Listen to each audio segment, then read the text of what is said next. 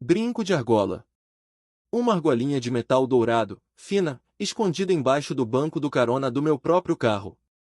Isso foi o que sobrou de um casamento de 11 anos. Uma coisa tão pequena, tão boba, que eu quase chutei para debaixo do banco de novo sem nem notar direito. Quase. Sou médico, cirurgião ortopedista, trabalho há 18 anos nessa profissão, hoje com clínica própria e plantão fixo num hospital particular grande aqui de Fortaleza. Chamo Fernando Ribeiro Camelo, 45 anos, moro na Aldeota, num apartamento com vista para o mar que a gente comprou depois de anos economizando, sacrificando viagem, sacrificando carro novo, tudo para ter aquela vista de varanda que hoje, sinceramente, às vezes me dá mais peso no peito do que alegria. Cresci na praia de Iracema, filho de pescador com merendeira de escola pública, historinha clássica de quem subiu na vida à base de estudo puxado e bolsa em faculdade. Fiz medicina na Universidade Federal, residência em ortopedia em São Paulo, voltei para Fortaleza porque sentia falta de casa, do mar, da comida, da família. Hoje olho para trás e penso que fiz tudo certo profissionalmente. Errei feio foi em outras áreas, e vou contar por quê. Conheci minha ex-mulher, Patrícia, há 13 anos, ainda durante a residência, quando voltei para Fortaleza de férias e um amigo em comum fez questão de apresentar a gente numa festa de aniversário. Ela trabalhava com nutrição esportiva, tinha um jeito determinado, direto, sabia exatamente o que queria da vida, e aquilo me atraiu na hora, porque eu também sempre fui assim, focado, sem enrolação. Casamos 3 anos depois, cerimônia numa igreja ali perto da Praia do Futuro, festa depois num salão com vista para o mar, banda tocando forró e axé misturado a noite toda, todo mundo dançando até de manhãzinha. Foi uma festa animada, cheia de gente querida, com direito até o meu pai, homem de poucas palavras a vida inteira, chorando no microfone tentando fazer discurso e não conseguindo terminar frase nenhuma de tanta emoção. Lembro da minha mãe distribuindo camarão frito na entrada como se fosse chefe de cozinha, mesmo já tendo contratado o buffet, porque ela não confiava em ninguém para fazer camarão do jeito certo além dela mesma. Nos primeiros anos de casado, a vida foi corrida mais boa. Eu ainda terminando residência em São Paulo quando casamos, ela veio morar comigo lá por uns 2 anos antes da gente voltar de vez para Fortaleza. Foi período difícil financeiramente, apartamento pequeno alugado, corre-corre de plantão, ela trabalhando meio período numa clínica de nutrição enquanto se adaptava à cidade nova. Teve Natal que a gente passou sozinho, os dois, longe da família, comendo pizza porque nenhum dos dois sabia cozinhar peru direito, e rindo da situação ao invés de ficar triste. Isso criou um vínculo forte entre a gente, viver aquele perrengue junto, sem apoio de família por perto. Voltamos para Fortaleza definitivamente há uns 9 anos, quando consegui vaga boa no hospital e depois montei a clínica própria. Foi ali que a vida estabilizou de verdade, financeiramente falando, e também foi ali que, olhando para trás, talvez a rotina tenha engolido um pouco a intensidade que a gente tinha no começo. Nossa relação sempre foi intensa, dos dois jeitos, bom e ruim. A gente discutia alto, brigava feio às vezes, mas também se reconciliava rápido, sempre foi assim. Teve uma briga particularmente pesada há uns 4 anos atrás, quando eu decidi, sem consultar ela direito, investir uma grana considerável numa reforma da clínica, usando parte da reserva financeira que a gente tinha guardado junto pensando em comprar uma casa de praia. Ela ficou possessa, achou que eu tinha desrespeitado decisão de casal, gritou comigo na frente até de um amigo que estava visitando a gente naquele dia, coisa que me deixou super sem graça na hora. Discutimos feio por semanas, ela chegou a dormir na casa da mãe dela por uns dias, mas voltamos, conversamos, prometi nunca mais tomar decisão financeira grande sem envolver ela. Foi um perrengue sério, mas resolvido, ou pelo menos eu achava que estava resolvido. Não tivemos filhos, por escolha dos dois, sempre foi bem claro entre a gente que não era prioridade para nenhum dos dois, e isso nunca gerou conflito, ao contrário de muito casal que eu conheço que discute esse assunto até estourar. Isso, aliás, deixava mais tempo livre para os dois, viagem frequente, jantar fora, vida meio sem freio, o que também, olhando para trás, talvez tenha dado corda demais para coisa que veio depois. De uns 2 anos para cá, Patrícia entrou numa fase nova de trabalho, começou a dar consultoria para a academia de ginástica grande, ali pros lados da Avenida Beira-Mar, trabalhando direto com um personal trainer, digamos, bastante conhecido no meio fitness da cidade. Um cara que vou chamar de Renan, nome fictício, sem entrar em detalhe além disso. Os primeiros sinais eu ignorei, do jeito clássico que todo mundo ignora quando não quer enxergar a verdade batendo na cara. Patrícia começou a treinar mais vezes por semana, disse que precisava dar exemplo para os clientes, coisa que fazia sentido dado o trabalho novo dela. Emagreceu, ficou mais definida, comprou roupa de academia nova, tênis caro, aquelas coisas que mulher que treina a sério costuma investir mesmo. Comecei a notar também que ela ficava mais tempo no banheiro se arrumando antes de sair para treinar de manhã cedo, coisa que antes durava 5 minutos e virou 20, 30 minutos, com direito a maquiagem leve para ir para a academia, coisa que ela nunca fazia antes. Perguntei brincando, vai treinar ou desfilar? E ela riu, disse que era fase, vontade de me cuidar mais, falou. Teve também um período que o celular dela começou a vibrar direto durante o jantar, ela olhando rápido, sorrindo sozinha, guardando de volta sem mostrar nada. Perguntei quem era, ela dizia grupo de aluno, mandando dúvida de treino, coisa plausível dado o trabalho dela, mas com o tempo ficou frequente demais para ser só isso. Teve uma noite também, lembro bem porque foi um domingo que a gente ia jantar na casa dos meus pais, que ela demorou mais de 1 hora se arrumando para sair de casa, coisa que nunca fazia antes para visita de família. Fiquei esperando na sala, já de roupa pronta, checando o relógio, até ela sair do quarto com um vestido novo que eu nunca tinha visto, perfume diferente, aquele cuidado todo que antes ela só tinha para a ocasião mais especial. Perguntei se tinha algum motivo especial. Ela riu e disse não posso me arrumar bonita para jantar com a família, e eu deixei passar, claro, porque questionar aquilo parecia bobagem na hora. Teve um sábado que reparei ela chegando em casa depois de treino puxado com o cabelo perfeitamente seco e arrumado, sem aquele suor típico de quem tinha acabado de malhar pesado. Comentei, ela disse que tinha passado na academia para tomar banho e secar o cabelo lá mesmo, porque não aguentava mais chegar suada em casa toda hora. Aceitei aquilo também, porque quando a gente confia demais, qualquer explicação escorrega fácil, sem gerar atrito nenhum. A descoberta de verdade veio de um jeito banal, quase ridículo de tão simples. Foi um domingo de manhã, eu ia levar o carro dela, que estava com problema na bateria, até a oficina, porque o meu estava ocupado com uma reforma no estofado. Fui ajeitar o banco do carona para colocar uma caixa de ferramenta atrás, e nesse movimento, minha mão bateu embaixo do banco e senti alguma coisa pequena, dura, metálica. Puxei. Era um brinco de argola dourado, fino, moderno, completamente diferente do estilo dela, que sempre usou o brinco mais discreto, tipo pérola pequena ou argola bem fininha prateada, nunca dourado, nunca esse formato mais largo e chamativo. Fiquei ali, sentado no banco do motorista, girando aquele brinco entre os dedos, tentando montar explicação lógica. Podia ser de amiga, podia ser de alguma passageira eventual, sei lá, carona de emergência para colega de trabalho. Só que, enquanto eu pensava nisso, veio à cabeça de novo o comportamento estranho dos últimos meses, o cabelo seco depois de treino puxado, o celular vibrando na mesa de jantar, a maquiagem nova para ir malhar de manhã cedo. Não guardei o brinco de volta. Botei no bolso da bermuda, e continuei dirigindo até a oficina, com a cabeça a mil, sentindo aquele nó apertando o peito, misturado com uma raiva que já começava a borbulhar, diferente daquele frio calculado de quem consegue segurar a emoção para depois. Deixei o carro dela lá na oficina, conversei rapidamente com o mecânico sobre o problema da bateria, mas nem prestei atenção direito no que ele explicava, só balançando a cabeça no automático, com a mão apertando o brinco dentro do bolso o tempo inteiro, como se aquilo fosse queimar. No caminho de volta para casa, de táxi, porque tinha deixado meu próprio carro em casa, fiquei olhando pela janela o movimento normal de domingo de manhã em Fortaleza, gente indo para a praia, feirinha de rua funcionando, tudo tão normal ao redor enquanto por dentro minha vida inteira parecia estar desmoronando silenciosamente.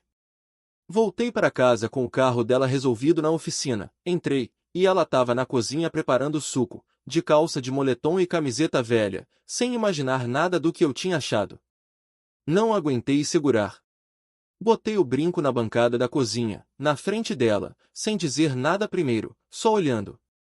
Ela olhou pro brinco, depois para mim, e o rosto dela mudou completamente, ficou branca, gaguejou.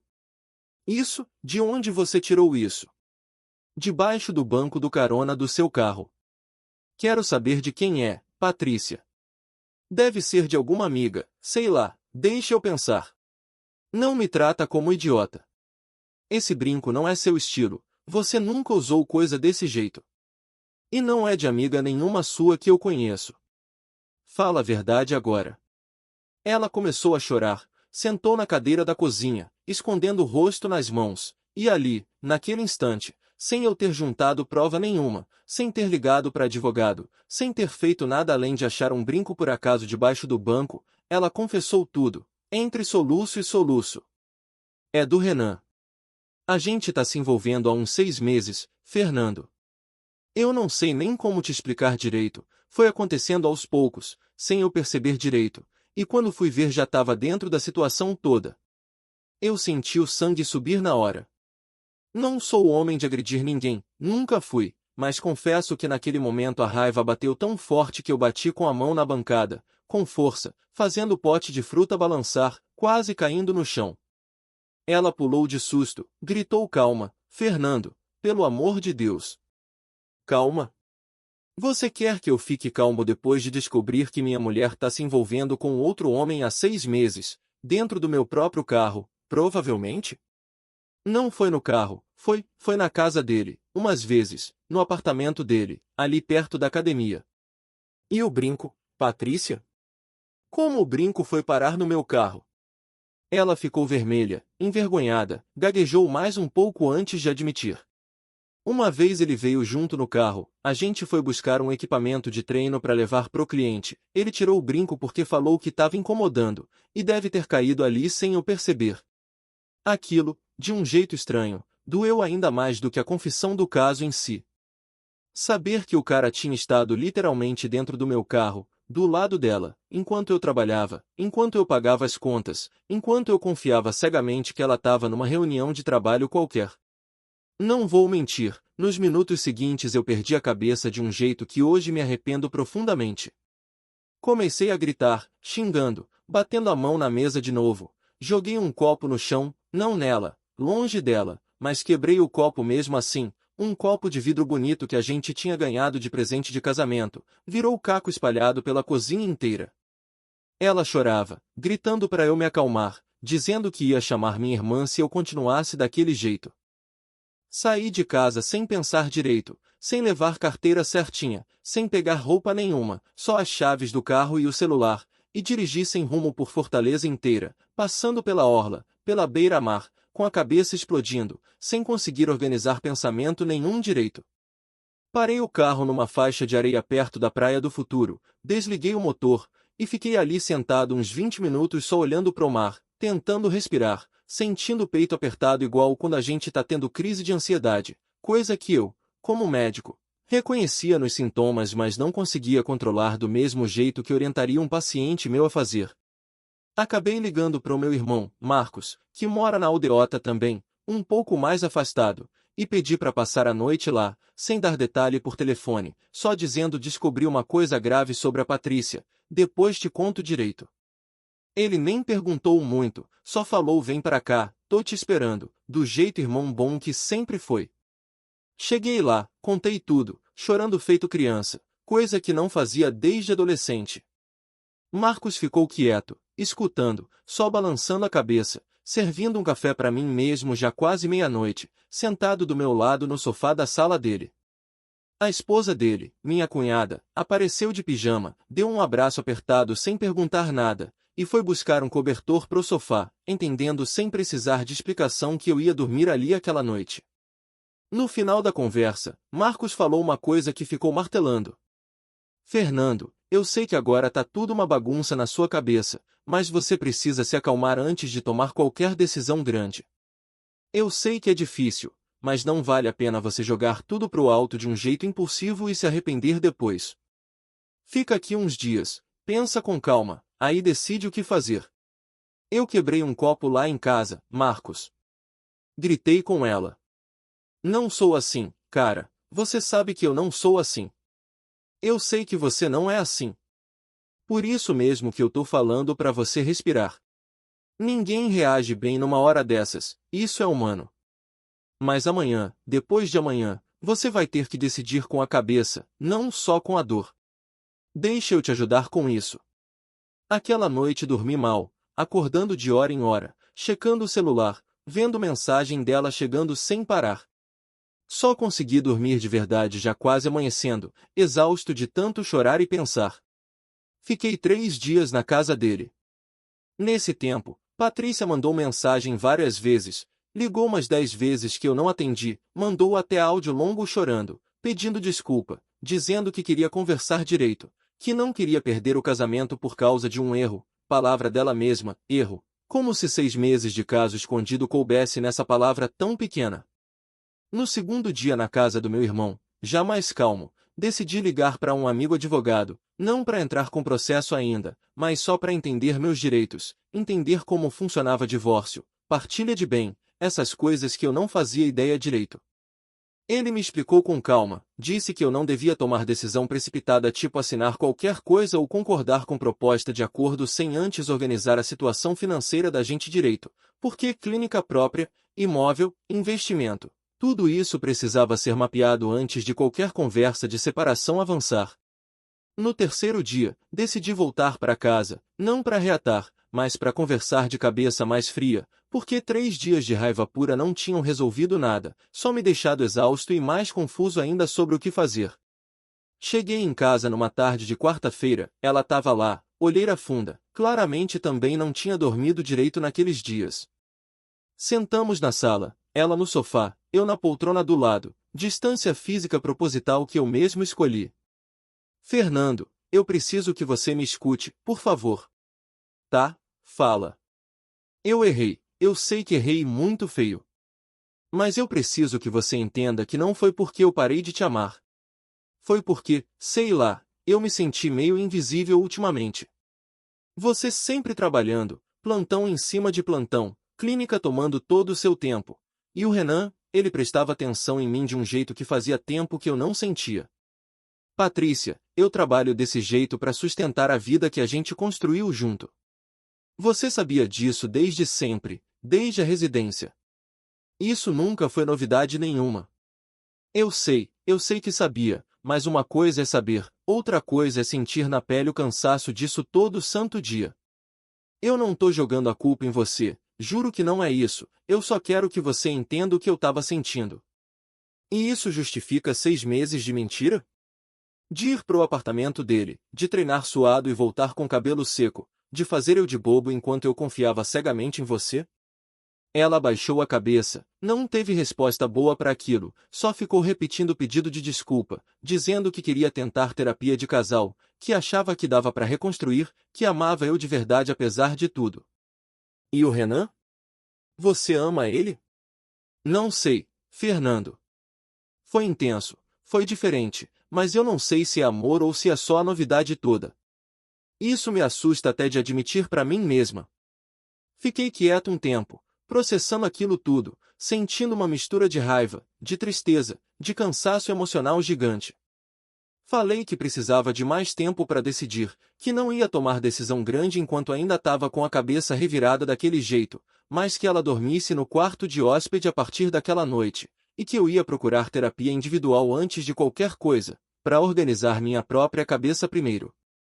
Fiz terapia individual por uns 2 meses antes de decidir qualquer coisa definitiva. Foi difícil, doloroso, teve sessão que eu saía chorando no carro antes mesmo de conseguir dirigir embora. Mas também foi ali que comecei a enxergar as coisas com mais clareza, entender que raiva impulsiva não ia resolver nada, que eu precisava decidir com a cabeça, não só com o coração ferido. Patrícia tentou terapia de casal comigo por um mês, fomos em 3 sessões juntos, mas eu senti, ao longo daquelas conversas guiadas pela terapeuta, que a confiança tinha quebrado de um jeito que eu não sabia se conseguia reconstruir de verdade. Não era só o caso em si, era o tanto de mentira sustentada por meses, o cabelo seco, a maquiagem nova, cada detalhe que eu ia lembrando ao longo das sessões e que doía de novo cada vez que vinha à cabeça. Decidi, depois desses 2 meses de reflexão, que ia mesmo pedir o divórcio. Contei para ela numa conversa calma, sem gritaria dessa vez, já bem diferente daquele dia do brinco na bancada. Patrícia, eu pensei bastante, fiz terapia, tentei entender meu próprio sentimento direito. Eu não quero continuar casado.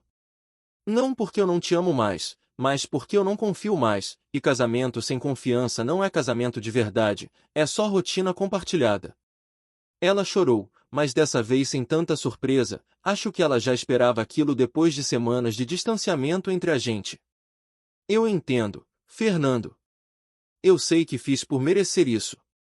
Só queria que soubesse que eu realmente me arrependo, não é falação. Eu acredito que você se arrependa, Patrícia. Mas arrependimento não desfaz o que já foi feito. O processo de divórcio correu de forma relativamente tranquila, sem muita briga judicial pesada, porque no fim das contas os dois queriam resolver logo, sem alongar sofrimento. Teve uma reunião de mediação, num escritório ali perto do Centro Dragão do Mar, onde os dois advogados conversaram bastante enquanto a gente ficava esperando em salas separadas, e no final assinamos um acordo que os dois consideraram justo, sem grande drama de última hora. O apartamento na aldeota ficou comigo, já que tinha sido financiado majoritariamente com o meu salário de cirurgião ao longo dos anos, e ela ficou com uma compensação financeira justa, calculada pelo advogado dos dois lados sem grande disputa. Teve um dia, ainda durante o processo, que cruzei com ela sem querer no supermercado, ali perto de casa, os dois com carrinho, aquele clima estranho e formal de quem já não sabe mais como conversar direito. Ela perguntou como eu tava, respondi levando, ela comentou que também tava difícil, e ficamos ali uns segundos sem saber o que mais dizer, até um de nós inventar desculpa para seguir caminho separado dentro do próprio corredor de mercado. O que rendeu mais barulho, na verdade, não foi o divórcio em si, mas o que aconteceu depois na vida profissional dela. A academia onde ela trabalhava como consultora tinha uma política clara contra envolvimento entre profissionais contratados para prestar serviço junto, considerando o conflito de interesse dentro da equipe. Quando a notícia do divórcio circulou entre conhecidos em comum, porque Fortaleza também é cidade grande mas mundo pequeno, todo mundo se esbarra em algum lugar, chegou aos ouvidos da direção da academia através de comentário de outro personal trainer que trabalhava lá. Patrícia foi chamada para conversa, o contrato de consultoria dela foi encerrado por quebra de conduta profissional, terminologia formal, mas todo mundo sabia o motivo real por trás daquilo. Ela teve que recomeçar do zero em outra academia, bem menor, ganhando bem menos, tendo que reconstruir a carteira de cliente praticamente do começo. Renan também não saiu ileso da história. Fiquei sabendo, tempos depois, através de um paciente meu que frequentava a mesma academia, que ele tinha sido confrontado por outro cliente, uma mulher que também vinha se relacionando com ele em paralelo, sem saber do envolvimento dele com Patrícia. Aparentemente Renan tinha um histórico de se envolver com o cliente, mais de uma vez, e quando essa outra situação veio à tona, ele acabou perdendo o emprego na academia também, por acumular reclamação demais de conduta inadequada com o cliente mulher. Não senti pena nenhuma, confesso. Esse mesmo paciente me contou também que a academia, depois de tudo aquilo virar assunto comentado entre os frequentadores, decidiu implementar uma política mais rígida de conduta para os personal trainers contratados, proibindo o relacionamento com o cliente sob risco de demissão sumária, o que, de um jeito irônico, acabou virando praticamente um caso exemplar dentro do próprio ambiente de trabalho deles, comentado até em treinamento novo de funcionário. Fiquei sabendo disso tudo meio de segunda mão, sem procurar ativamente a informação, mas confesso que não desgostei de saber que a bagunça que ele causou serviu pelo menos para alguma coisa boa dentro daquele lugar. Hoje, uns 8 meses depois de tudo isso, eu levanto de manhã, faço minha caminhada na orla, ali pela beira-mar mesmo, vendo o sol nascer atrás dos prédios, comprando água de cocô gelada naquele carrinho que sempre fica na esquina perto de casa, e sinto uma paz diferente. Não vou fingir que foi processo fácil ou rápido. Teve recaída de tristeza, teve noite que eu ainda pensava nela, no que a gente tinha construído junto, mas também teve reconstrução real, aos poucos. Voltei a cozinhar de novo, coisa que tinha abandonado nos últimos anos de casado porque ela sempre cozinhava melhor e eu ficava só de figurante na cozinha. Reaprendi a fazer um peixe assado com pirão que minha mãe me ensinou quando era garoto, errando a receita umas 3 vezes até acertar o ponto certo. Convido meu irmão e a família dele para jantar em casa de vez em quando agora, coisa que também não fazia antes por falta de tempo e de vontade. Continuo trabalhando na clínica, continuo fazendo cirurgia, plantão, rotina puxada de sempre, mas hoje sem aquele peso extra de segredo dentro de casa. Reconectei com um amigo que tinha meio afastado durante o casamento, voltei a jogar futebol de terça-noite com o pessoal do bairro, coisa boba mas que faz diferença danada no humor da gente. Teve um jogo, semana passada, que levei uma bolada feia na canela e o pessoal todo ficou rindo, dizendo que médico também se machuca que nem gente normal, e aquilo, por mais bobo que pareça, me fez rir de verdade pela primeira vez em muito tempo. Fiz as pazes, também, com o jeito impulsivo que eu reagi naquele primeiro dia, o copo quebrado, os gritos, a raiva descontrolada. Não foi meu melhor momento, admito sem vergonha nenhuma hoje, porque fingir que fui herói frio e calculado seria mentira. Fui homem ferido, reagindo do jeito que corpo e emoção mandam quando alguém pisa fundo na sua confiança. O que importou de verdade não foi aquela reação impulsiva do primeiro momento, foi o que eu fiz depois. Parei, respirei, busquei ajuda, deixei a raiva sentar antes de decidir o resto da vida.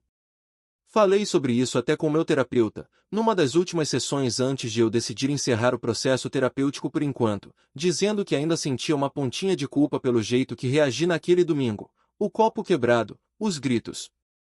Ele me lembrou uma coisa simples, mas que fez sentido: reação não planejada diante de traição não é crime, é resposta humana normal diante de dor aguda. O problema seria se eu tivesse deixado aquela reação guiar todas as decisões seguintes, o que não foi o caso. Aquilo aliviou um peso que eu carregava sem nem perceber direito. Hoje converso abertamente com meus amigos mais próximos sobre o que passei, sem vergonha, porque percebi, ao longo desse processo todo, que homem também sofre traição, também chora, também precisa de suporte emocional, e fingir força o tempo inteiro só atrasa a cura de verdade. Meu irmão Marcos virou, sem dúvida, peça fundamental nesse processo, sempre disponível para ouvir, para aconselhar, para simplesmente sentar do lado sem julgar nada. E, no fim das contas, quem mentiu, quem escondeu, quem colocou o casamento inteiro em risco por 6 meses de segredo, foi ela quem pagou o preço mais alto no final, tanto emocional quanto profissional. Eu, com toda a dor que carreguei, hoje ando de cabeça erguida pela orla, sabendo que não fui eu quem quebrou a confiança de ninguém. Isso, de um jeito estranho, pesa mais leve do que qualquer coisa que eu tenha carregado nesse último ano inteiro. Às vezes eu ainda penso naquele domingo de manhã, tão banal, indo levar um carro para a oficina por causa de bateria fraca, sem imaginar que aquele dia ia virar o divisor de águas de toda uma vida. Um brinco dourado, tão pequeno, tão fácil de nem notar, foi o que abriu a porta para a verdade que talvez eu ainda demorasse muito tempo para descobrir de outro jeito. A vida às vezes entrega a resposta que a gente nem sabia que estava procurando, escondida embaixo do banco do carro, esperando só a mão certa para encontrar.